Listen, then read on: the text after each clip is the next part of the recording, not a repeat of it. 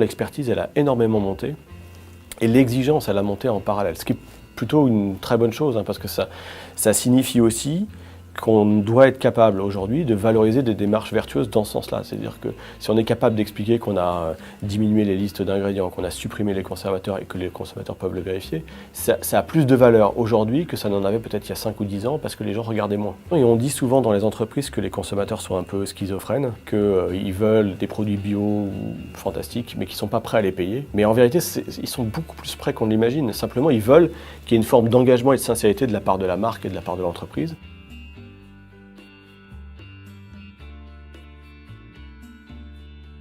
De notre point de vue, il y a vraiment un sujet qui tourne autour de la confiance, de la perte de confiance de la part des consommateurs. Nous, on a pris le parti, effectivement, sans mauvais jeu de mots, de mettre les pieds dans le plat à chaque fois qu'on pouvait. Donc on l'a fait sur Venez vérifier, sur le surimi, on l'a fait récemment sur une campagne sur les plats cuisinés, où on a dit enfin un plat cuisiné qui ressemble à la photo. Ce qui est une façon de dire que c'était pas forcément le cas avant, donc on peut se dire c'est se tirer une balle dans le pied, c'est compliqué.